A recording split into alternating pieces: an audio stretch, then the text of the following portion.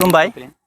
गिबियावनो बड'लेण्ड बुब्लि आरो रायजों बड'लेण्ड नायगिरि साफ्रोमनिसिमबो गिबियावनो जोङो गाहाम हामलायनाय बे समाव जासिग्रोबाय।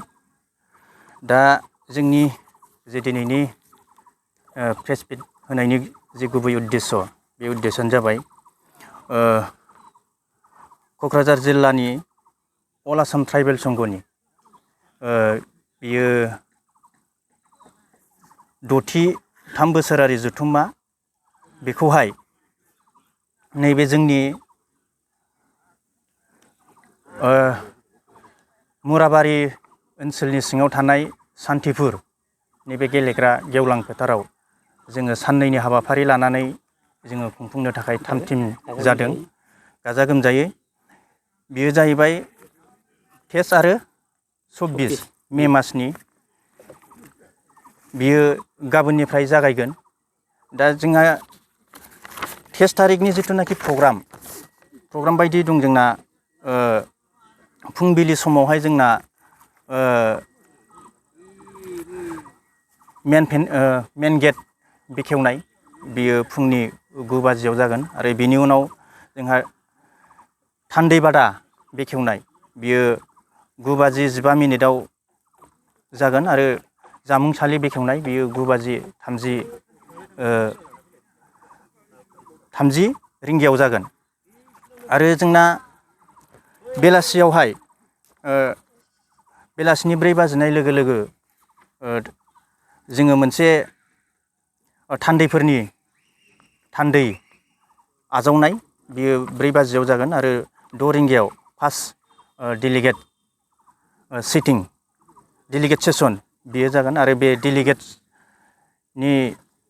डेलिगेट सेसनखौ जोंहा इन'ग्रेसन खालामफैगोन जोंना श्री जगेन नार्जारि, एक्स भाइस प्रेसिडेन्ट अल आसाम ट्राइबेल संघनि बिथाङा फार्स्ट डेलिगेट सेसनखौ बेखेवना होफैगोन। आरो अखानायै जे 24 थारिखआवहाय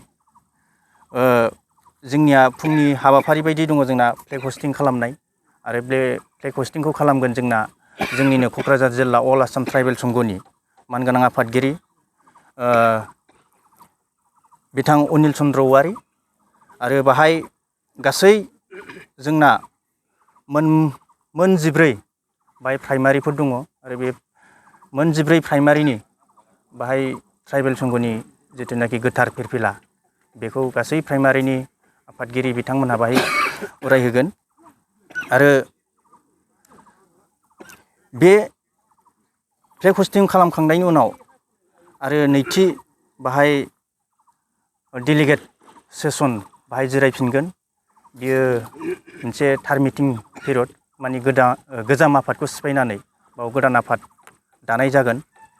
आरो जोंना 12 बाजिनाय लोगो लोगो जोंना मोनसे अपेन सेसन जागोन। बे अपेन सेसनावहाय जोंना गाहाय आलासि हिसाबै जोंना बाहाय बाहागो लाफैगोन अल आसाम ट्राइबेल संघनिनो मानगोनां आफादगिरि बिथां सुकुमार बसुमतारि बिथाङा बाहाय गाहाय आलासि हिसाबै बाहागो लागोन। आरो बाहाय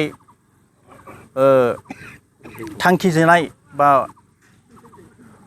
अपेन माने मेल बेखेवगिरि हिसाबै जोंना बाहागो लाफैगोन जोंना आथिखालनि दानि BTC चिफ मानाव गेदेर हाग्रामा महिलारि बिथाङा बाव बाहागो लाफैगोन। आरो बाहाय जोंना गोबां लकेल EM बा MLA बाहाय जोंना बाहागो लाफैगोन। मानगोनां जोंना आथिखालनि 12 नं सालाकाथि समस्तिनि EM देरासात बसुमतारि सार बिथाङाबो बाहाय बाहागो लाफैगोन। आरो आथिखालनि जे जोंनि 3 नं क'क्राझार LAC नि गोदानै सायख'जानाय मानगोनां MLA सेउलि महिलारि मेडामाबो बाहाय बाहागो लाफैगोन। आरो बाहाय गोबांथार जोंनि दैदेनगिरिफ्रा जोंनि बर'नि जोंनि ट्राइबेल दैदेनगिरिफ्रा बाहाय बाहागो लाफैगोन।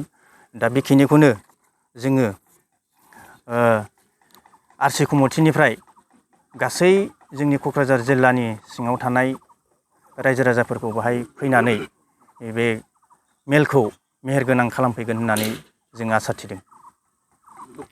लकेसना जाहैबाय जोंना कारिगावनिफ्राय फैनानै मोनसे बसनगाव होननाय दङ। बे बसनगावनि मोनसे लामाजों खोलाहा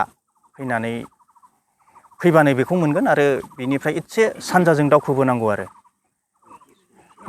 बाहाय मोनसे LP स्कुल दङ, सनापुर LP स्कुल। बिनि एसे सानजाजों फैनानैनो बे जोंनि क'क्राझार जिल्लानि 6थि 3 बोसोरारि जथुम्मा अल आसाम ट्राइबेल संघनि बे जथुम्माखौ बाहायनो